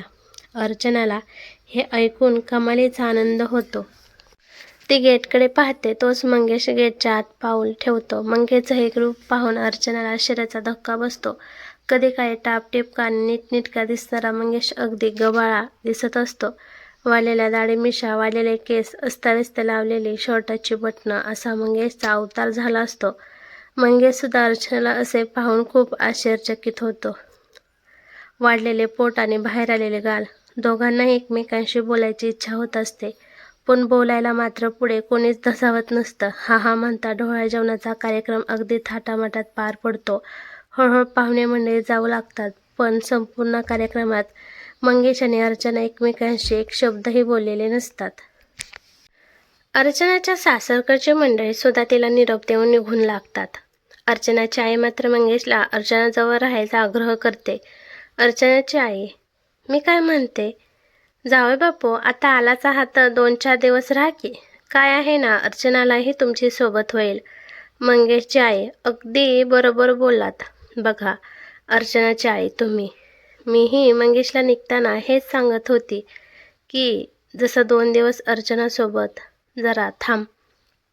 काय आहे ना, अर्चना गरोदर राहिली त्याच दिवसापासून ती इथे माहेरी येऊन बसली आहे बघा. त्यामुळे एकमेकांसोबत त्यांना हवा तसा वेळ काही घालवताच आला नाही आहे. सगळेजण मंगेशला राहण्यासाठी आग्रह करतात. मंगेशला अर्चनाच्या माहेरी थांबावं लागतं. रिया हळूच अर्चनाच्या कानात, बघ बघ जिजूंचा चेहरा बघ, रस पिऊन उरलेल्या लिंबाच्या फोडीसारखा झालाय. अर्चना, गप्प बस, हळू बोल, उगाच त्याने ऐकलं वगैरे तर त्यावरून तमाशा नको. सगळे पाहुणे मंडळी निघून जातात. घर अगदी शांत होते. रात्री अर्चनाच्या बेडरूममध्ये झोपण्यासाठी म्हणून मंगेश आत येतो. बेडरूममध्ये भयंकर शांतता असते. कोणालाच कोणाशी काही बोलावं हे सुचत नसतं. अर्चनाला मात्र मनात वाटत असते की मंगेशचा तिच्यावरचा राग कदाचित कमी झाला असेल आणि मंगेशला अजूनही असे वाटत असते की कदाचित मी सांगितलं तर अजूनही माझ्या प्रेमाखातर अर्चना आभूषण करून घ्यायला तयार होईल. कारण मंगेशला बाळ जरी नको असले तरी अर्चनावर मात्र त्याच्या जीवापाड प्रेम असते. शाळेत असल्यापासूनच त्यांचं हे प्रेम एवढ्याशा कारणावरून कमजोर पडेल असे नसतेच. मंगेश बेडरूममध्ये येताच, अर्चना, कसा आहेस मंगेश? मंगेश, मी ठीक आहे. आणि तू? अर्चना, तुझ्याशिवाय कसे असेल मंगेश? बरं, तू फार दमलेली दिसतेस, तुला आरामाची गरज आहे, तू झोप. अर्चना आणि तू? मंगेश, मी जरा आलोच पाय मोकळे करून. जेवण जास्त झाले ना, तू झोप. आणि मंगेश बाहेर निघून जातो. अर्चना रूमच्या खिडकीतून बाहेर अंगणात डोकावून पाहते तर काय, मंगेश चक्कच सिगारेट ओढत असतो. अर्चनाचा एक क्षण तिच्या डोळ्यामध्ये विश्वास बसत नसतो आणि ती खूप रडू लागते. अर्चना तिचा आवरून थोडी मोकळी हवा मिळाली म्हणून दाराबाहेर येते, पण कसं कुणास ठाऊक उंबऱ्याबाहेर ती पाऊल टाकते तोच तिचा पाय एकदम घसरतो आणि तोल जाऊन ती पोटावर पडते. अर्चना पडत्या क्षणी जोरात ओरडते. शेजारच्या घरात असलेली तिची आई आणि काका व त्याची बायको धावत अर्चनाजवळ येतात. रूममध्ये बसलेला मंगेश सुद्धा अर्चनाच्या किंकाळ्याने बाहेर येतो. सगळेजण कसेबसे अर्चनाला उठवतात आणि जवळच असलेल्या हॉस्पिटलमध्ये नेतात. अर्चनाच्या आईची रडून रडून खूप वाईट अवस्था झालेली असते. डॉक्टर लगेचच तिला तपासायला नेतात. इथे मंगेशच्या चेहऱ्यावर मात्र एक वेगळे समाधान उमटलेले असते. डॉक्टर अर्चनाला तपासत असतात. पाहतात तर काय, अर्चनाच्या पायाच्या तळव्याला त्यांना चिकट असे तेलासारखे काहीतरी लागते. अर्चना खूप घाबरलेली असते. डॉक्टर, मिसेस चव्हाण, तुम्ही कशा पडलात? अर्चना रडत, मला काही नीट आठवत नाही डॉक्टर, पण मी दाराबाहेर पाऊल टाकलं आणि माझा तोल गेला आणि काही कळायच्या आतच मी घसरून पडले. डॉक्टर, अहो पडणारच ना घसरून, हे काय तुमच्या पायाला तर तेल लागलेले आहे. अहो अशा अवस्थेत खाली जरा बघून चालावं. अर्चनाला मात्र काहीच कळत नाही की अचानक दाराबाहेर तेल कसं काय. अर्चना, डॉक्टर, माझे बाळ. डॉक्टर, काळजी करू नका, तुमचं बाळ अगदी सुखरूप आहे. हो, पण यापुढे जरा जास्ती काळजी घ्यावी लागणार आहे तुम्हाला. अहो 8वा महिना चालू आहे तुमचा. अर्चना, अहो डॉक्टर, मी नक्की काळजी घेईन, स्वतःची आणि माझ्या बाळाची देखील. हे ऐकून लगेचच मंगेशचा चेहरा पडतो. आई, डॉक्टर, आम्ही अर्चनाला घरी घेऊन जाऊ शकतो का? डॉक्टर, हो नक्की, पण काळजी घ्या. आई, हो हो. सगळेजण अर्चनाला घरी घेऊन येतात. सगळ्यांच्या चेहऱ्यावर आनंद असतो, पण मंगेशचा चेहरा मात्र नेहमीप्रमाणे पडलेला असतो. अर्चना बेडरूममध्ये दुपारी आराम करत असते. इतक्या तिला डॉक्टरांचे ते शब्द आठवतात की तुमच्या पायाला तेल लागल्यामुळे कदाचित त्यावरून घसरून तुम्ही पडले असाव्यात. अर्चना लगेचच आपल्या पायाच्या तळव्यांना हात लावते. डॉक्टरांनी सांगितल्याप्रमाणे खरंच तिचे पाय तेलकट झालेले असतात. ती लगेचच आपल्या हाताला लागलेला तेलाचा वास घेऊन पाहते. अर्चना मनात, अरे हे तर खोबरेल तेल आहे, पण हे असं रस्त्यात कसं पडलेलं? आईकडून तर असं कधी होत नाही आणि मंगेशला तर साधं केसांना तेल लावलेलं देखील आवडत नाही. पप्पा आणि रिया तर सकाळीच बाहेर पडलेत, ते कशाला तेल लावतील? पण अर्चना अंगणात बसलेल्या मंगेशकडे जाऊन रागातच त्याच्या दोन्ही हातांचा वास घेते आणि अनुभवते तर काय, त्याच्या हातांना त्याच खोबर तेलाचा वास येत असतो. मंगेशच्या हाताचा वास घेतल्यावर अर्चनाच्या लगेचच सारे लक्षात येते. अर्चना, मंगेश, तू केलंस ना हे सगळे? मंगेश यावर काहीच बोलत नाही. अर्चनाला कळतंय, तुझ्या शांततेवरून मला सगळं काही कळतंय. अरे लाज कशी नाही वाटली तुला स्वतःच्या बाळाच्या जीवाशी खेळायला? मंगेश, अर्चना अगं असं काय करतेस तू? तुला आपल्या नात्यापेक्षा हे बाळ कधीपासून इतके महत्त्वाचं झालं? विसरलीस का आपलं लव्ह मॅरेज झाले? आपण एकत्र मिळून आपल्या सुखी आयुष्याची किती स्वप्न पाहिली होती? हे सगळं कशी विसरलीस तू की माझं किती प्रेम आहे तुझ्यावर? अर्चना, अच्छा असं म्हणतोस की तुझं माझ्यावर प्रेम आहे, मग मला असं पाय घसरून पाडताना तुझ्या मनात एकदाही माझा विचार आला नाही ना? मंगेश, अर्चना प्लीज, मी या बाळाला माझं बाळ मानत नाही. अर्चना, तुझ्या मानण्याने किंवा न मानण्याने सत्य बदलणार नाही आहे मंगेश. तू गुन्हेगार आहेस माझ्या बाळाचा. मंगेश, तू कितीही गयावया केलीस ना अर्चना, तरी मी या बाळाचा स्वीकार कधीच करणार नाही. अर्चना रागात, अरे तू काय करणार माझ्या बाळाचा स्वीकार? मीच माझ्या बाळासाठी तुला बाप म्हणून नाकारते. आताच्या आता माझ्या डोळ्यासमोरून चालू पड. हे बघ, अजूनही वेळ गेली नाही आहे. 7व्या महिन्यात देखील अबॉर्शन होतात. तू हे बाळ पाडून घे. मंगेशचे हे शब्द अर्चनाला आता सहन होत नाही आणि मागचा पुढचा विचार न करता अर्चना मंगेशच्या एक सणसणीत कानाखाली मारते. अर्चना रागातच, आज हे बोललास पण परत हे बोलू नकोस. तुझ्या ह्या गहाणेरड्या तोंडातून माझ्या बाळाचं नाव जरी घेतलंस ना तर खबरदार. अरे तुझी लायकीच नाही आहे मुळात माझ्या बाळाचा बाप बनायची. अर्चना, तू माझ्यावर हात उगारलास, तुझ्या नवऱ्यावर. अर्चना, नाही मंगेश, तुझ्यावर हात तुझ्या बायकोने नाही, एका होणाऱ्या बाळाच्या आईने उचलला आहे.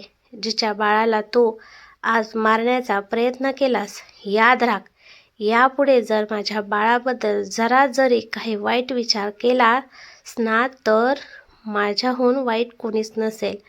मंगेश, ठीक आहे अर्चना, तुझा जर हाच अंतिम निर्णय असेल तर माझाही निर्णय असेल. तुला जर हे बाळ हवं असेल तर तुला मला कायमचं सोडावं लागेल. मंगेशचे हे शब्द ऐकून अर्चना मनातून पूर्णपणे कोलमडून जाते. पण मनातले भाव ती मंगेशसमोर चेहऱ्यावर काही उमटून देत नाही. मंगेश, तुला जर आयुष्यभर माझ्यासोबत संसार करायचा असेल तर तुला अपोषण करावंच लागेल, नाहीतर आयुष्यभर एकटी या बाळासोबत राहा. अर्चना, मंगेश, अरे काय बोलतोस तू? मंगेश, अर्चना, तुला जर असं वाटत असेल की तुला सोडून मी दुसरं लग्न करेल तर तसं अजिबात नाही आहे. माझ्या आयुष्यातली तुझी जागा मी कधीच कोणाला देऊ शकत नाही. मी आयुष्यभर एकटा राहील पण कोणाला तुझी जागा देणार नाही माझ्या आयुष्यात. अर्चना, एवढंच आहे तर मला माझ्या बाळासकट तू स्वीकारत का नाही आहेस? मंगेश, हे बाळ म्हणजे तू माझी केलेली एक फसवणूक आहे आणि आयुष्यभर मी या फसवणुकीसोबत जगू शकत नाही. अर्चना, अरे पण मंगेश, हा कुठचा हट्ट आहे तुझा? आणि मंगेश निघून जातो. अर्चना असे बोलून निघून गेल्यावर अर्चना डोळ्यात पाणी आणून मंगेशच्या पाठमोऱ्या जाणाऱ्या आकृतीकडे एकटक बघत बसते. तिच्या डोळ्यातील अश्रूच आता फक्त बोलत असतात. अर्चनाच्या प्रसूतीची तारीख अगदी 2 दिवसा येऊन ठेपलेली असते. अर्चनाच्या आईने जवळच्याच एका हॉस्पिटलमध्ये अर्चनाचे नाव आधीच रजिस्टर करून ठेवलेले असते. इथे चव्हाणाच्या घरी मात्र नवीन पाहुणा येणार म्हणून अगदी जय्यत तयारी चालू असते. मंगेश मात्र चव्हाणाच्या या उत्साहात जराही सहभागी नसतो. मंगेश, हे बघ, मी 2-4 पुस्तकं आणून ठेवली आहेत. त्यात मुलामुलींची नावं आहेत. तुला जे आवडेल ते ठरव. इतक्या वेळ शांत असलेले मंगेशचे पप्पा, मुलामुलींची नावं काय? फक्त मुलांचीच नावं बोल. माझ्या मुलाला पहिला मुलगाच होणार. आई, अहो असं काय करताय? ते काय आपल्या हातात असतं होय? पप्पा, तू गप्प बस. तुझे झालं ना समाधान 2 मुलींना जन्म देऊन? का अजून हौस फिटली नाही तुझी मुलीची? माझ्या मंगेशला पहिला मुलगाच होणार, समजला आई. अहो पण मुलगी झाली तरी ती आपलीच असणार ना? मंगेश रागात, बस झालं तुमचं मुलगा मुलगी पुराण. आणि मंगेश भरल्या ताटावरून निघून जातो. अर्चनाला सकाळी उठल्यावर तिला पोटात येऊ लागणाऱ्या कळा अगदी असह्य होतात. अर्चना आरडाओरडा करू लागते.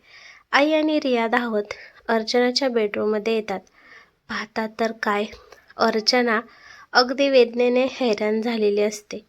अर्चनाचे पप्पा कामावर गेले असल्याने आई आणि रिया दोघीच तिला कसे बसे टॅक्सीत टाकून हॉस्पिटलमध्ये घेऊन जातात. हॉस्पिटलमध्ये नेताच तिची अवस्था पाहून डॉक्टर तिला लगेचच प्रसूती गृहात नेतात. इथे अर्चनाची आई ताबडतोब मंगेशच्या घरी फोन करते. हां बोला अर्चनाची आई, काय कसं काय, बरं आहे ना? आणि अर्चना कशी आहे आमची? तिला आताच प्रसूतीगृहात नेले. मंगेशची आई, काय सांगताय तुम्ही? काही काळजी करू नका, आम्ही सगळे आताच येतो तिकडे. मंगेशची आई लगेचच मंगेशला फोन करते. आई, हॅलो मंगेश, अरे बाळा ऐकतोस का? मंगेश, आई काय आहे, लवकर बोल, मी एका महत्त्वाच्या मीटिंगमध्ये आहे. आई, अरे मंगेश, अर्चनाला कळा सुरू झाल्यात बघ. अर्चनाच्या आईने अर्चनाला ॲडमिट केलं आहे. मी प्रिया, कावेरी आणि तुझ्या पप्पांना घेऊन तिथे पोहोचते आहे. चल चल, तू पण येईल डायरेक्ट ऑफिसमधून.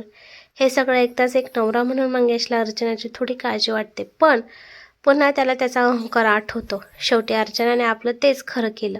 या बाळाला जन्म दिल्यावर तिला मला कायमचं सोडावं लागेल हे माहीत असून देखील अर्चना या बाळाला जन्म देते. याचा मंगेशच्या डोक्यात प्रचंड राग असतो. आई, अरे मी काय विचारते मंगेश, येतोस ना तू? मंगेश, आई तुम्हाला सगळ्यांना जायचं असेल तर तुम्ही जा, मला नाही जमणार, मी एका महत्त्वाच्या मीटिंगमध्ये आहे. आई, अरे असं काय करतोस? बायको आणि मुलापेक्षा काही महत्त्वाचं आहे तुझी मीटिंग? मंगेश, आई प्लीज, तुला जे हवं आहे ते कर, परत मला फोन करू नकोस. असे म्हणून रागाने मंगेश फोन ठेवून देतो. मंगेश आणि अर्चनाच्या बाळाला पहिले हातात उर्मिलाताईनेच घ्यावं म्हणून आई उर्मिलाताईला देखील फोन करून हॉस्पिटलमध्ये बोलवून घेते. सोबत उर्मिलाताईचे मिस्टर देखील तिच्यासोबत येतात. आधीच उर्मिलाताईंची तब्येत खालीवर होत असते, त्यात अजून काही विपरीत घडू नये म्हणून मावशीचे मिस्टर तिच्यासोबत आवर्जून आलेले असतात. सगळेजण नुसते अर्चनाच्या बाळाला बघण्यासाठी हॉस्पिटलमध्ये एकच गर्दी करतात. रिया पाहते तर काय, अर्चनाच्या सासरकडचे सगळेच आलेले असतात, फक्त मंगेश सोडून. रिया मनातून पुरते ओळखून जाते की मंगेश का आला नसावा. 1 तास उलटून जातो तरी डॉक्टर काही प्रसूतिगृहातून बाहेर येत नाहीत. इतक्यात घाईघाईमध्ये एक नर्स बाहेर येते. नर्स बाहेर येतात सगळेजण मिळून तिला गाठतात. मॅडम, कशी आहे आमची अर्चना? आणि बाळ बाळ कसं आहे? नर्स, हे बघा, पेशंटची हालत खूप नाजूक आहे. आम्ही प्रयत्न करतोय. अर्चनाची आई, प्रयत्न करताय म्हणजे? माझी अर्चना ठीक आहे ना?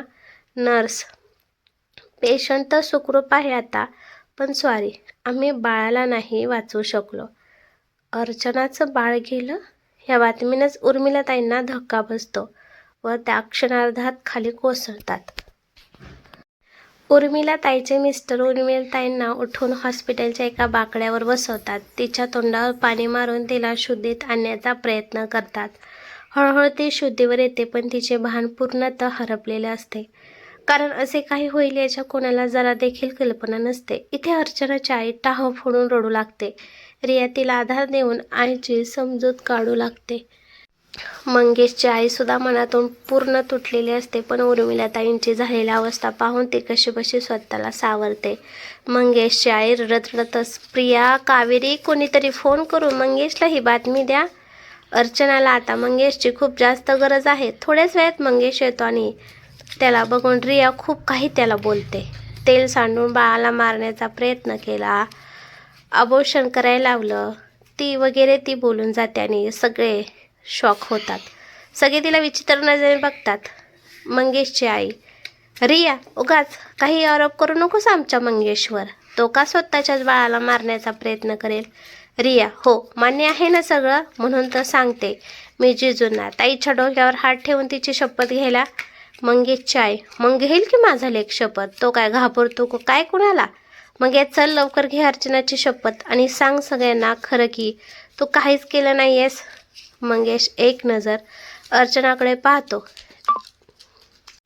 तिच्या डोळ्यात दाटलेले अश्रू तिच्या नजरेतून सगळं काही सांगत असतात. अर्चनाची खोटी शपथ घ्यायला मंगेशचं मन काही धजावत नसतं. मंगेशची आई, मंगेश, अरे कसला विचार करतोस तू?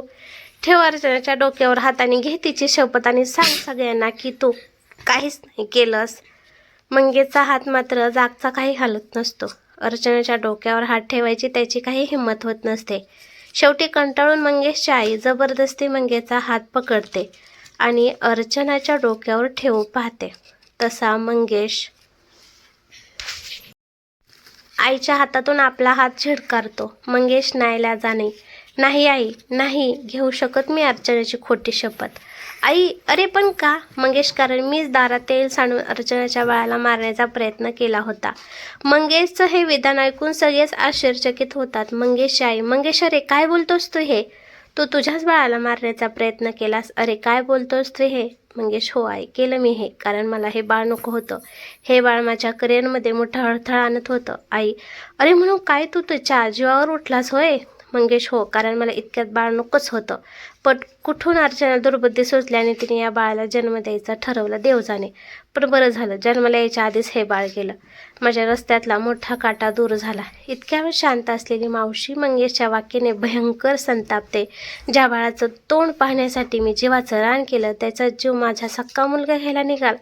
या विचाराने मावशीची तळपाय झाक मस्तकाला जाते. ती मागचा पुढचा काहीही विचार न करता थेट जाऊन मंगेशच्या कानाखाली मारते. मंगेश लगेचच मावशीवर आवाज चढवून बोलतो, मावशी तू मला मारलंस? मावशी रागात, ओरडू नकोस, आवाज खाली.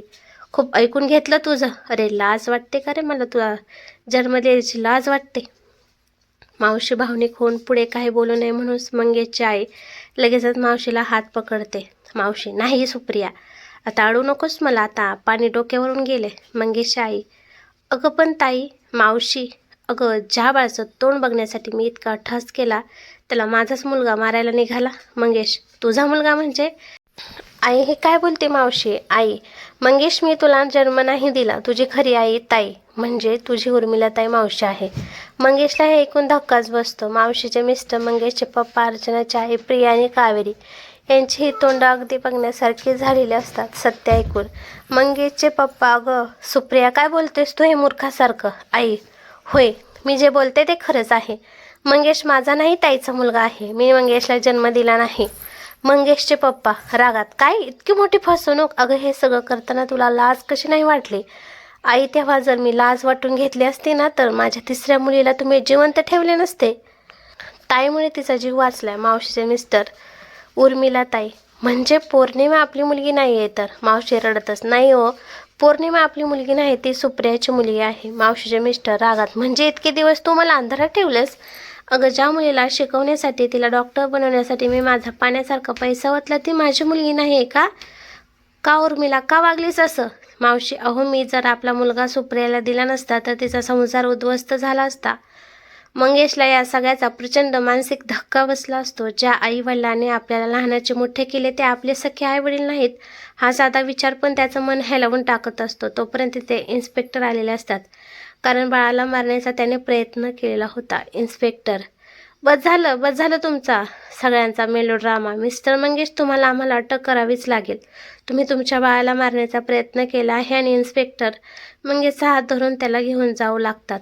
मंगेशला काही सूचना असे होते, आपण जर तुरुंगात गेलो तर इतकी वर्ष आपण आपल्या मेहनतीने कमवलेली इज्जत, प्रतिष्ठा सगळीच धुळीला मिळणार याची त्याला खात्री असते. मंगेश, इन्स्पेक्टर प्लीज सोडा मला. इन्स्पेक्टर, तुमच्यापैकी कोणीतरी इतर फॉर्मॅलिटीसाठी आणि चौकशीसाठी आमच्यासोबत पोलीस स्टेशनला चला. आई, अहो काहीतरी करा ना तुम्ही. जाताय ना आपल्या मंगेशसोबत पोलीस स्टेशनला? मंगेशचे पप्पा, हे बघा इन्स्पेक्टर साहेब, आम्ही भले याला सांभाळले असेल पण हा काय आमचा सख्खा मुलगा नाही, त्यामुळे आमच्यापैकी तरी कोणी तुमच्यासोबत पोलीस स्टेशनला येऊ शकत नाही.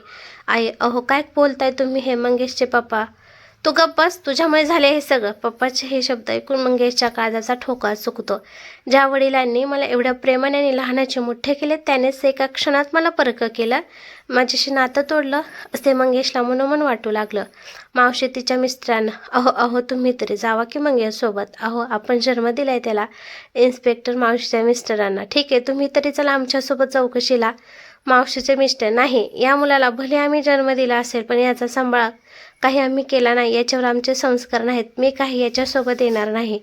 मावशीच्या मिस्टरांचे म्हणणेच स्वतःच्या सख्या वडिलांचे हे बोल ऐकून मंगेश आता पुरता कोलमडून पडतो. आज दोन बाप समोर असून मंगेश पोरका असतो. कोणताही बाप त्याच्या मुलगा म्हणून जबाबदारी घेण्यास तयार नसतो. तटस्थ असलेल्या मंगेशच्या डोळ्यात आज पहिल्यांदा पाणी येतं. बाप होण्याचं महत्त्व त्याला आज कळत असतं.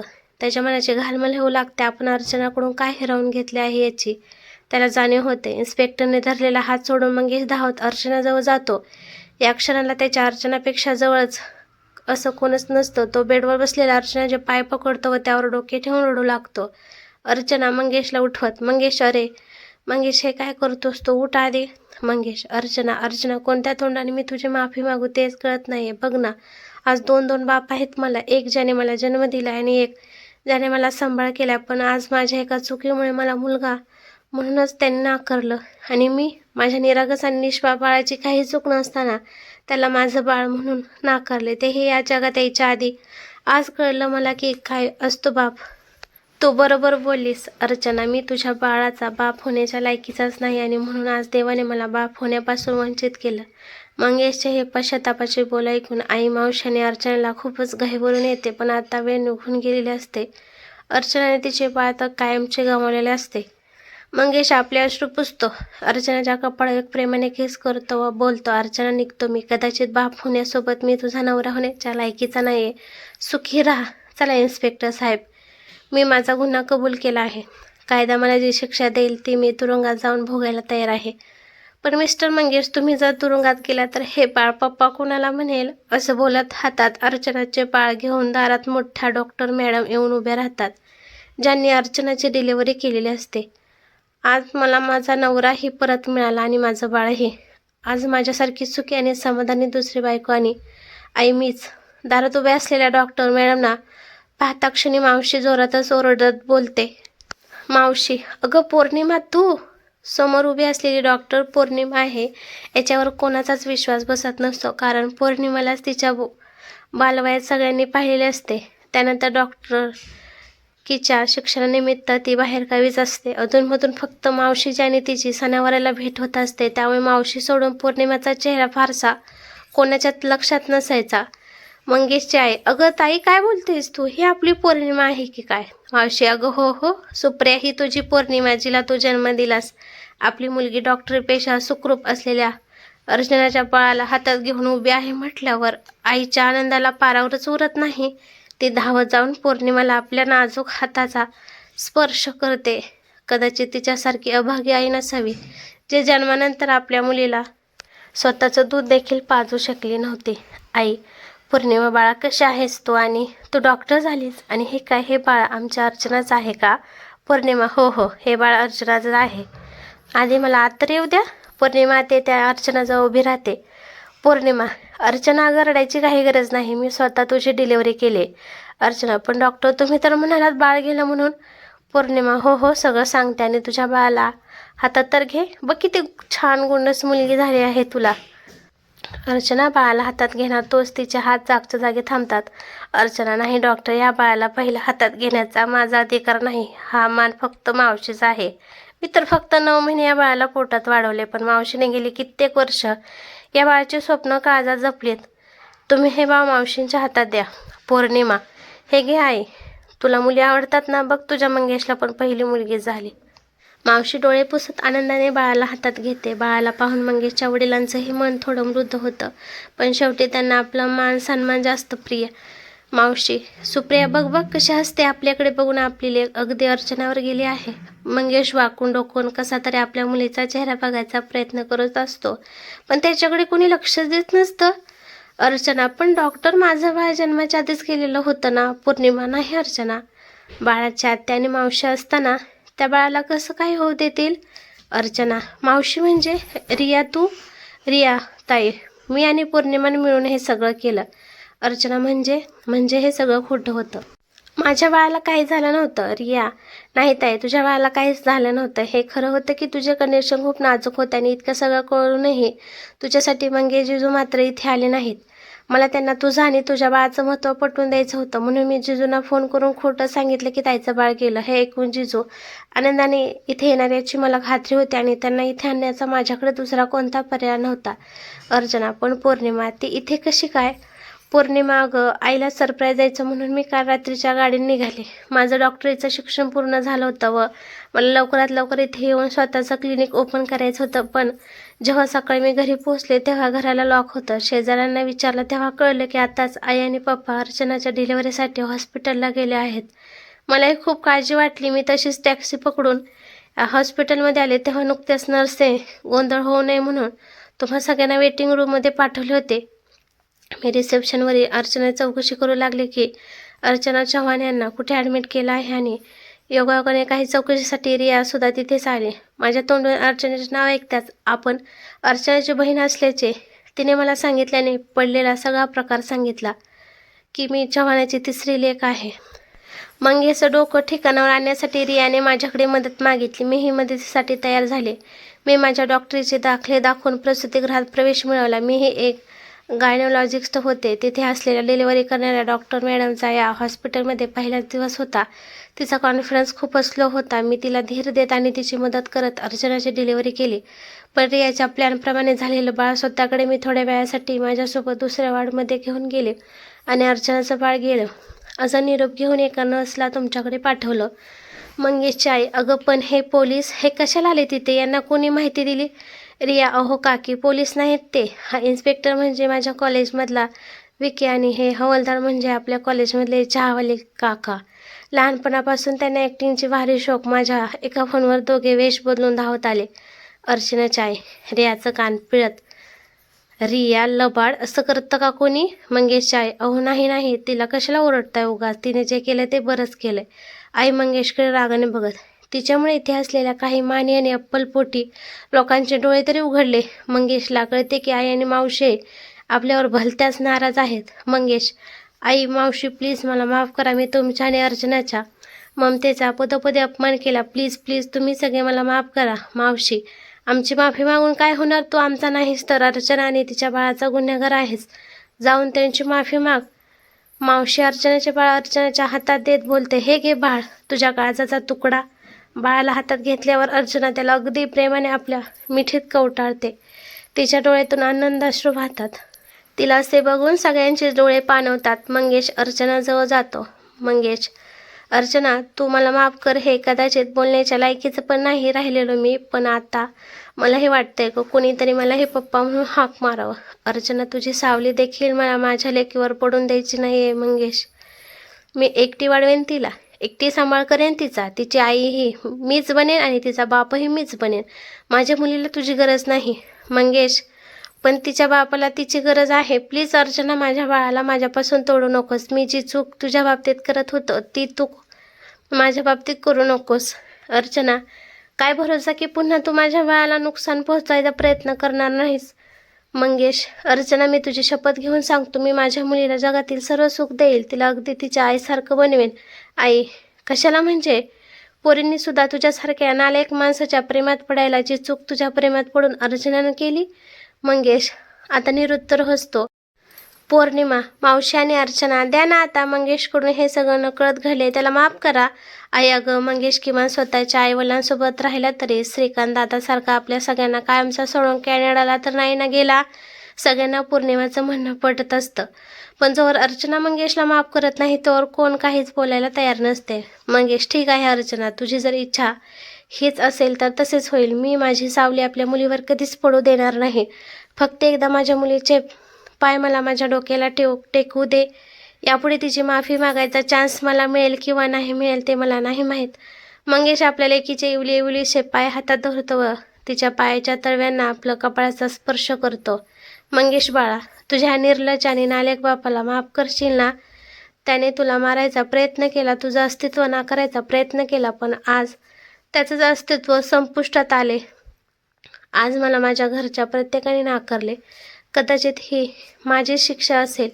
लेकीच्या पायाच्या तळव्यावर मंगेशचे अश्रू एकापाठोपाठ एक पडत असतात.